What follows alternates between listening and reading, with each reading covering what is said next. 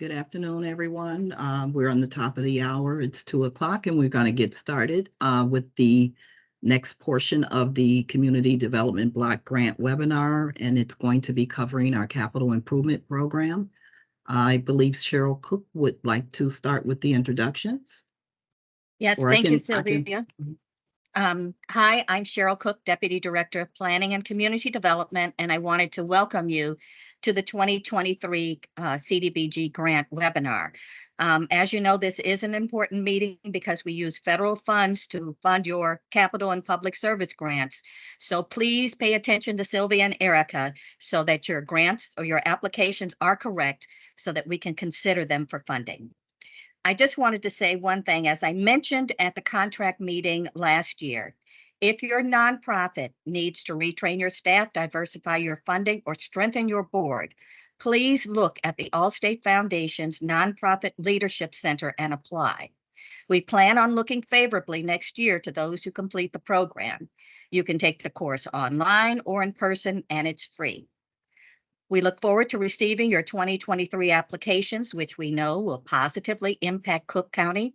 And now to the experts. Sylvia Parham, as she said, will talk about capital applications, and Erica Branch will follow to discuss the public service applications. Thank you, Cheryl. Again, welcome everyone under the leadership of Cook County's President Board Tony Prattwinkle and the Board of Commissioners, Cook County's Bureau of Economic Development, Social Flores, and Department of Planning and Development Director Susan Campbell. We welcome you to the Community Development Block Grant 2023 application webinar. I hope everybody's staying warm, and I hope you're being healthy and safe. And before we get started, I just want to basically give you an introduction of our capital improvement team, and then probably later on during the presentation, when Erica starts, she'll give you an introduction of the public service and ESG team. As I name off your names, can you please just, if you turn your camera on just for a moment, I just want individuals to see the staff that will be working on the capital improvement projects. We'll start with May Wilson, who is our executive assistant. She's also assistant to the director for Susan Campbell. You could just slightly turn your camera on and wave, May, if you are in line. The next person is Lisa Carey. She also works on the capital improvement projects, and she, some of you who have been awarded may have been working with her in the past. She works closely with myself and with Tim Kleiss. And if you could turn your camera on, if it's already on, Lisa, just give a wave. And then we have Tim Kleiss. He's also our project director. He works on all of the major projects of community development, the capital projects. And if you can wave your hand or say hello, Tim, by waving. And then our other support team is Sonia Brown, Isabel Gonzalez, and David Washington, our compliance specialists. They all work with us and make sure that we get the applications reviewed properly, timely, and get the agreement set up to be reviewed for an approval.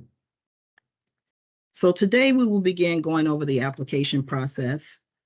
And for any new or returning applicants, we will provide information regarding what is required in order to have a successful application.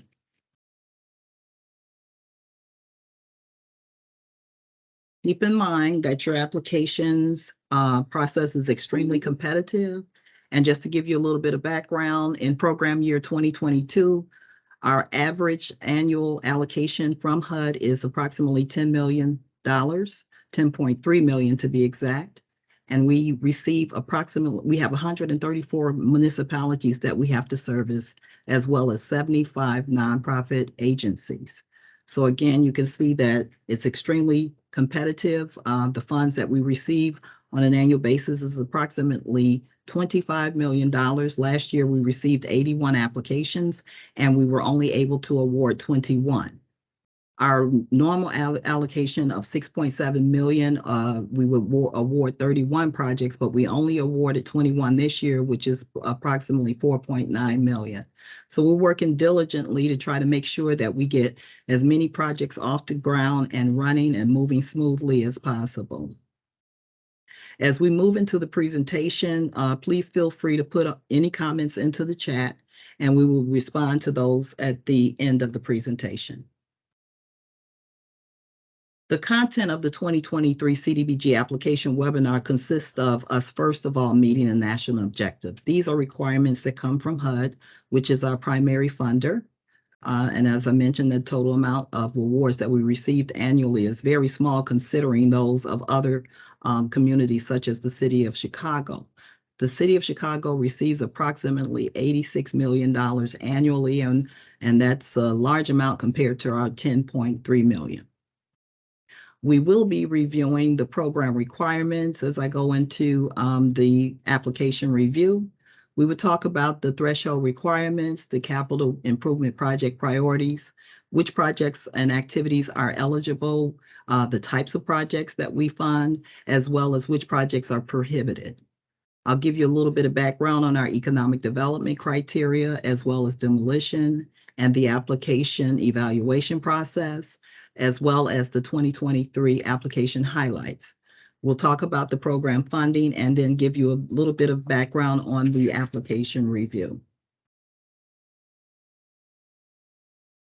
The United States Department of Housing and Urban Development, which is HUD, gives out awards to counties on a formula basis, and those funds go to entitlement cities and counties to develop viable urban communities by providing decent housing and a suitable living environment.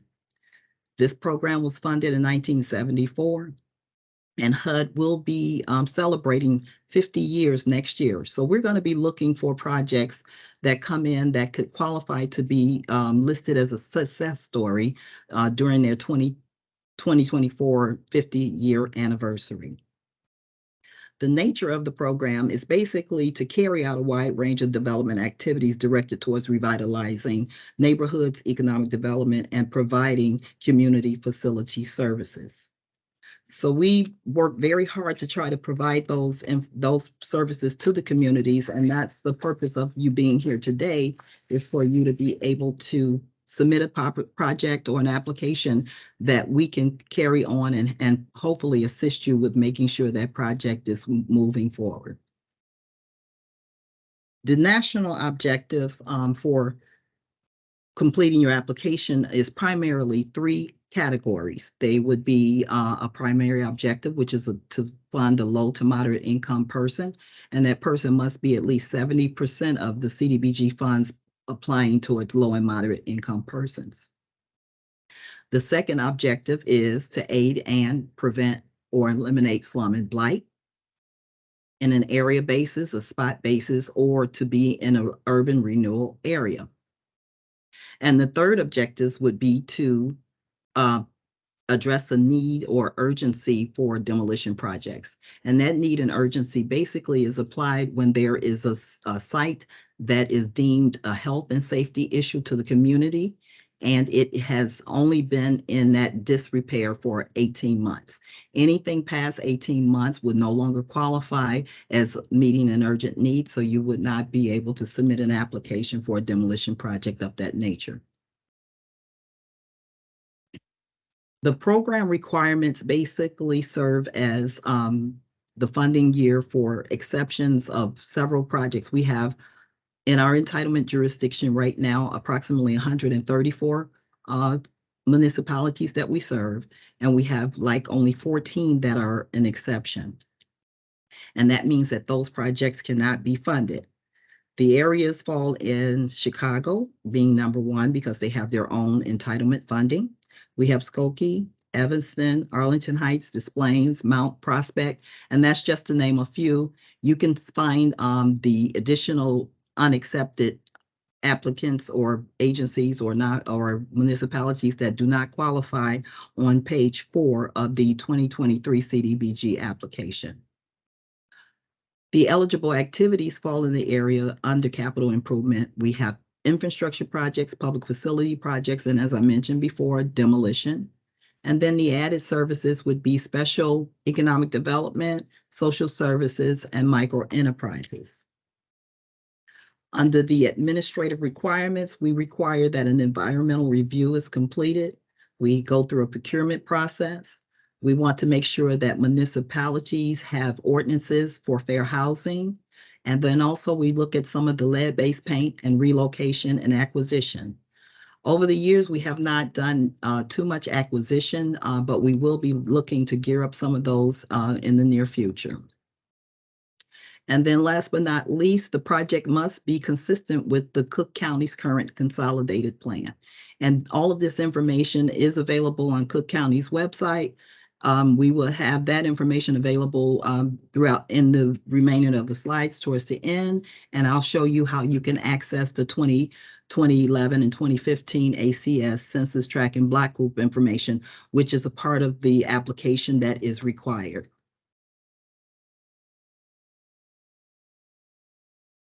We have threshold requirements, and the threshold requirements, we have two categories. We once had the area benefit threshold exception, which is no longer available. It was where you could have at least 49% that would qualify for different types of projects. Now we only have the area threshold, which is 51% for infrastructure projects, water, sewer lines, storm drains, or flood control projects. So these projects must be at least 50% or above in order to qualify. We have a cap of $400,000 for municipal funded projects and then $200,000 for public facility projects. However, you can only apply for one. If you're going to apply for municipalities, you have to only submit one application, and then for nonprofits, only one application for one project. Some of the capital improvement priorities lie within multi-jurisdictional funding requests. I think Laura mentioned about collaborating with other jurisdictions. We encourage that. We understand that there's a possibility that you may have a project that may overlap with another community. We welcome that. Even if you decide to do that, you would only be able to submit one application on behalf of the entire region that you're looking to collaborate with. We also look at improvements to single projects, and that's what most of you submit. You will submit an application for a street or road resurfacing or an alley resurfacing. You're welcome to submit your single application in those areas of public facility, economic development, and demolition. We target infrastructure projects and programs that will promote economic development. And again, those are projects that we look to see if you have an agency that's interested in supporting jobs, job creations, or retention of jobs. You can submit an application for that. We'll review it and determine whether or not your application is accepted in that category. Prioritizing projects and programs that help to address the housing disconnect, and particularly those within the South suburban community. Those are mainly our housing projects. We have a home investment program that you could reach out to for those detailed projects related to housing. In the past, we did have an affordable housing program or a housing rehab program, but that project no longer exists. But again, that's one that we will be revisiting, and we hope to bring back online within the near future. And then last but not least on this section, we have a coordinating closely with infrastructure resources. And we have in the past reached out and worked closely with IDA programs related to demolition projects. So that was an additional resource that we added to our team. And we were able to be successful with assisting some of the communities with demolishing some of the structures. So again, that's just one sign and then one sample of connecting resources. We also, as you know, work closely with the Invest and Cook programs, and we basically review our projects and we look at some of their projects. So if we're not able to fund your project, we would at least review some of the Invest and Cook's resources and see if they could transfer it over there and vice versa.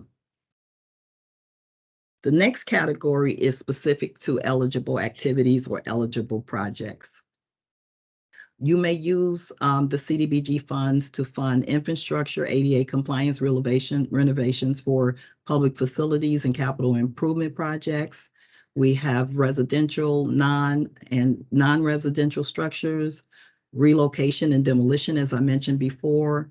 And we also able to support nonprofit motivated businesses to carry out economic development and job creation and retention. The acquisition of real property is one of our projects, but we don't fund them at this current time. And then we're going to be looking at later on public services and some of our energy conservation and renewable resources that may be available for activities. We would link into those. This is basically a list of some of the qualifying projects that we funded over the years. Under infrastructure, we have done streets, alley resurfacing, water main valve replacement, sewer line replacements, bikes and pedestrian improvement, and some transit assistance. We also, under the public facility projects, we've done recreational, public service, ADA compliance playgrounds, energy efficiency improvement, and disabled assistance improvements. Under our economic development, we've entertained special economic development, social services, and micro enterprises. And then, as I mentioned before, we have structural residential demolition funds available, and that would include debris and asbestos removal. Now, some of our non-eligible activities fall in the category of building or portions thereof that are used for the purpose of conducting general governments. And if you have a building in a municipality that needs certain repairs, most likely that project will not be funded unless it's showing that it's servicing the community. One example would be if you have an elevator that's needing repair in order to have senior access, or someone with developmentally disabled abilities, and they need to get to another floor for a public meeting. We can look into that and see if that's a qualifying project. General government expenses are not qualifying under CDBG, nor is political funds. We will not provide funds for any political actions. In addition, purchasing of equipment is also not qualifying under these. We would pretty much not use our funds to purchase equipment unless it's stationary. And we would have to review your application to determine whether or not that would be a qualifying, equipment would be qualifying in that case. We have new housing construction would not qualify. And then also operating of maintenance expenses or income payments are all non-eligible. And that's just to name a few. We do have a list of quite a few others, but at this time, these are the ones that we looked at as being the most ones that people would ask us questions on. The economic development criteria falling under special economic development, they basically would look at acquiring, construction, reconstruction, rehabilitation, or installing commercial or industrial buildings. And then there's other eligible real property improvements. As I mentioned before, we look at micro enterprise. We funded workforce development in some of our projects in the past, and they basically will be supporting the owners or persons developing micro enterprises, and we will also look at financial support and technical assistance in those areas. As for our capital-oriented SEDs activities, we will be restricted to projects undertaking controlled by public and nonprofit agencies. And they will basically have to provide information for jobs that they are going to create or either retain. And those jobs will have to qualify, but we would only be able to provide 35,000 of CDBG funds for each full-time equivalent or permanent position. And we also have social services and capacity building assistance. So we will be able to provide those services under the ED category. Demolition under slum and blight, we basically look at eliminating specific conditions of blights, such as a home that has been burned again for within an 18-month period, and it has to be owned by the municipality if the municipality is requesting the funding. And they must provide us with documentation to prove that they do have ownership rights either through a deed or by consent of the owner.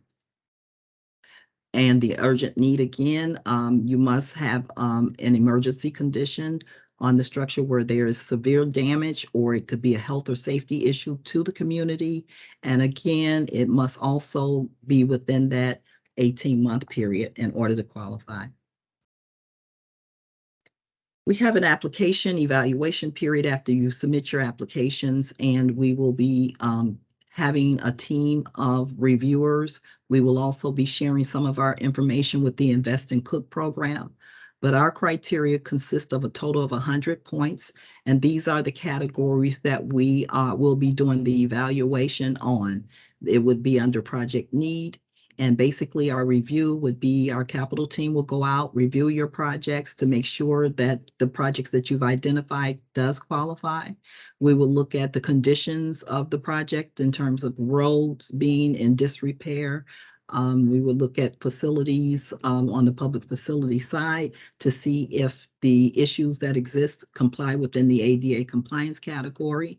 And those are some of the areas that we consider being high need, and we will score those at a higher score than all of the other categories. And those would be 35 points for project need and justification. For capacity and skills to execute, you will receive 25 points in that category. And basically, the evaluation for that one will be determined based on previous year's funding for your project, how well you complied with the program regulations if you received funding in previous years, if you were able to complete your project in the timeline laid out within the program. And the timeline is 12 months once the agreement is executed. So if you're able to complete it timely and submit all your paperwork and make sure that your project is in compliance, as well as making sure that all of the funding has been dispersed for the project, you will receive 25 points. If you are a new applicant, we will basically ask you for information for projects that you've had similar to the CDBG program, and provide us with the information that you were able to complete that project timely, and all of the information was within the range of the request for the grant that you received. We also look at leveraging other forms, other funding. You get 10 points for that one. However, CDBG does not require a match. However, we do ask that you provide a match if you're able to provide a match. It's not mandatory that you do that, but it does help us look at what other sources are available to help move your project along. We also look at clarity and reasonableness of the proposed cost. If you have an engineer or an architect or someone that's putting your proposal together, or will be able to put your proposal together, we make sure, or your cost estimates for this application, it's vitally important that you do that, and that you show that that engineer, architect, or the person that's consultant that's putting your cost estimate together is certified, and the information that they're providing is accurate and precise. And the reason we look at that is because if you are submitting an application and you have not done the research to determine what the cost of the project is, it will delay the project if there's additional funding that's needed and you're not able to provide it. So we want to make sure that the cost that's being provided, or the cost that actually can be used to complete the project in its entirety. And then under category number 5, which is the broader context of projects, we want to make sure that you are linking with other sources such as CMAP or RTAs, and just basically showing that you are looking to broaden your scope of work or of your project by utilizing the services that are provided in those areas. And then the other two, which is the readiness to proceed, you won't receive any points for those. You will receive negative points. And the most you can receive negative would be a -15 for readiness to proceed. You're basically just going to let us know that the project is ready to proceed upon receipt of the award, and that you will be able to complete it in the timeline outlined in the agreement once you receive one. Under fair housing, we've been working with this for a while, and we do have a survey that I can show you how to access during the latter part of this presentation. It's a -10 points. Some municipalities have complied. They have worked to implement a fair housing and racial equity ordinance. and they have the information in place. We have some that have started but haven't quite finished, but we will be conducting a survey to make sure that you have this information that we're requesting. And then last but not least, there's a minus 10 points for financial capacity, and that is the audit. We would like to see your most recent audit. You will need to submit that with your application, and we want to make sure that you are able to, for a nonprofit agency, that you have a completed audit, and we want to see the history of the finances that you've been overseeing for the project, for your agency or your municipality. So the 2023 CDBG highlights, which it should be 23. Again, we are looking that you submit the complete application utilizing the online submission page. We will not be receiving any paper copies of your application and no emails. So do not submit any paper copies or no emails because we will not accept them. For municipalities, you can submit one application for your capital improvement, economic development, or demolition projects. For nonprofits, you may apply for one project for public facilities and also one project for capital improvement. But there is a limit for one funding application per agency if you are not submitting for one or the other. But you can do a capital improvement and you can do a public service. That's the only reason you can do two, but you cannot do two capital improvements or two public services. Your project must also be consistent with the current Cook County Consolidated Plan, move to implementation, and policy road mapping. We will be focusing on racial equity. And as I mentioned earlier, the Municipal Fair Housing Survey, it must be completed and due with the application, or you'll receive minus 10 points in that category. Make sure that you complete that. That's only for municipalities, not for nonprofit. Nonprofit agencies are not required to complete the Municipal Fair Housing Survey. We have an increased focus on the Section 3 new rule and the MBE, WBE performances that will be incorporated in our capacity building section. And you will be required to comply with those if your application is accepted, as well as with the procurement process. We have a demographic focus on the southern suburbs for the 2023 applications. And we have a South Suburban Economic Development Initiative, which the link is here. And when you go in to look at the application, you will see that information. And then last but not least, we also want your application to be consistent with the Untitled 2050 Comprehensive Regional Plan. And this is also online. It will assist you with broadening your information on the broader context section of the application review.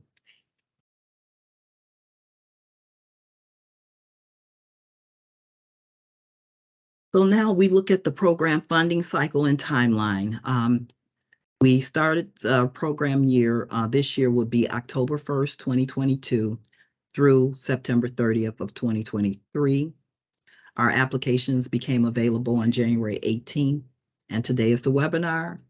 And the important date to remember is March 17th, 2023 at 5:00 p.m., and that's when all applications are due.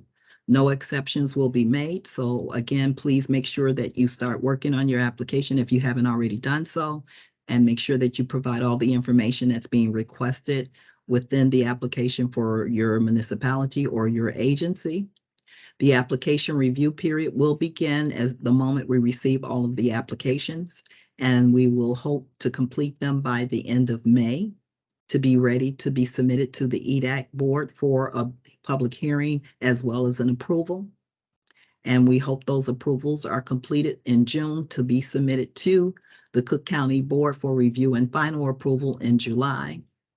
We anticipate issuing all of the subrecipient grant awards in August of 2023. So that is basically the overview of the program and of the application processes.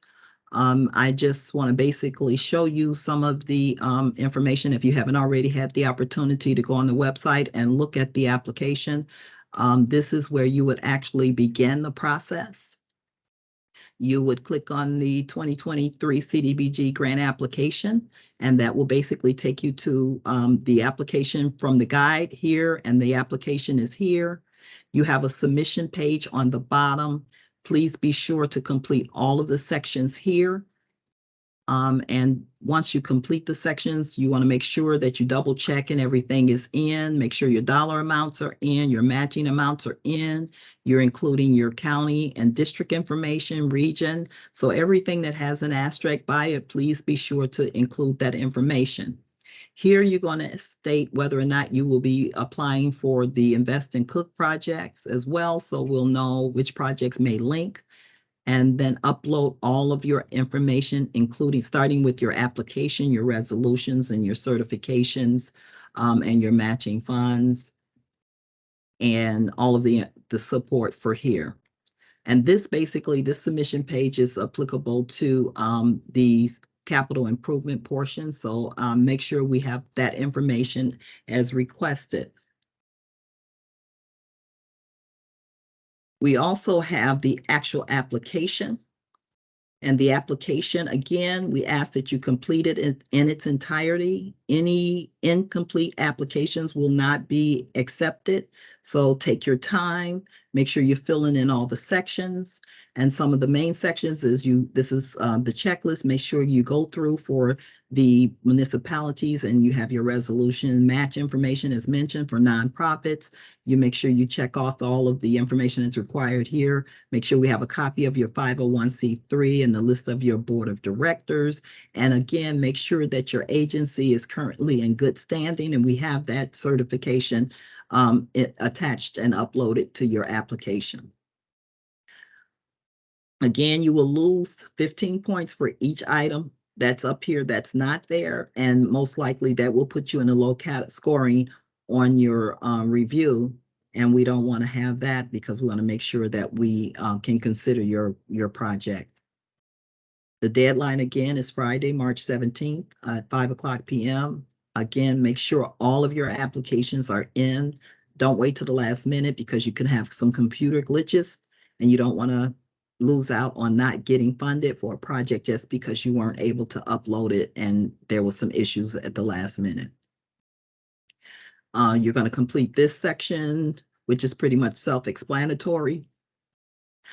This is also a section that you need to pay close attention to because if it's not consistent with Cook County's consolidated plan, you cannot proceed forward with the application.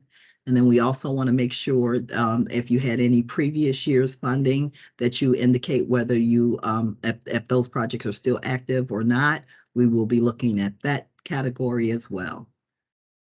So again, this is basically just going over in detail the national objective, which again, if it doesn't meet a national objective, it's not eligible. So you would not be able to proceed forward if it doesn't. And then again, just complete all of the remaining sections and just make sure all of the information is completed in its entirety. I'm not going to go through the full application because I just want to make sure I have time for questions. This is another section here that's vitally important. I will be showing you in a moment where you can access the census tract and the block group information. And again, this is applicable to municipalities. If the census tract or the block group information is less than 51%, the project is not eligible. So you will fill in the bottom section for nonprofit agencies. You're going to look at the presumed benefit and the number of persons that will be served. And then you'll calculate and list out which sections of the moderate income, low income, or very low income, extremely income categories that qualifies that project. There's a section for the readiness. And make sure you complete your project schedule so we'll know that you'll be able to complete this project within a year. Any information on broader context. And I'm just going through it quickly just to highlight the main areas that we want to make sure you pay special attention to. Make sure you have your resolution. This is just a sample. If you have your own resolution, we're okay with it. Just make sure that the language is listed correctly, the dollar amounts are listed in there, and the appropriate signatures are in. And we also want to make sure that you have a certification. This is a sample of the certification. So whatever resolution you submit, make sure it's certified. And then your matching, which I mentioned before, is not required, but it is helpful for your project. And you'll indicate if you have a match that you include all the information that's being requested here. Fair Housing Action Plan, you'll basically go through that section. And then this is where you can access the survey if you want to complete the survey, just to make sure that you have that done. And this is the section for racial equity information for nonprofits. Municipalities do not have to complete this section because you're going to be completing the census block section. So this section is only applicable to nonprofit agencies. Be sure to complete all of the information that's listed here. And then insert your audit financial statement. And then for those who will be submitting a demolition project, be sure to complete this section, these 2 pages of the application as well. So that pretty much is the application review. And things to remember, again, we will not be accepting any emails or paper copies. You can only submit one CDBG capital improvement application, but you can submit one for public service and one for capital, but you cannot submit 2 for either capital improvement or 2 for public service. So it's either one or the other, or one for each. And again, you must meet 51% for all capital improvement projects under the area benefit threshold. There's a move to plan implementation section that you can review to make sure that your project is consistent with the planning for progress. Also review the survey, double check, make sure that you have that completed. And then this is the one section that I wanted to make sure you guys take a look at. This is for the census block and block group information. Is basically the map that shows you how to get the information to determine whether or not the project is qualifying. And I'll just put one community in. And so this is the city of Blue Island. So it basically zoom you into that area. You would basically have the full percentages listed here for low mod 67%, and that's a total for the village. If you have a particular street or census group, block group number or census tract that you want to target, you would find that here. And it shows you that where we're basically positioned, it's only 40.71%. So again, that section would not qualify. So you need to make sure that you have a street or an area that qualifies. So this particular section, it shows the block group as 3, census tract is 8235. You'll plug that information in, and then you'll scroll down and see that it's a 73.66%, which is a qualifying percentage. So you will make sure that all of your percentages are over 51%, and that's how you find that information in order to insert into your application.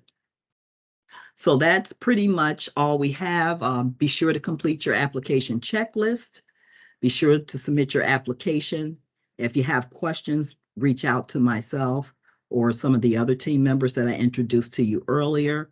And the board approvals are needed before submitting the application. So we'll be submitting all of that to our county board for review. If you have any questions, these are the contact persons. You can contact any of these individuals, and we will walk you through and provide you with any information that you're asking.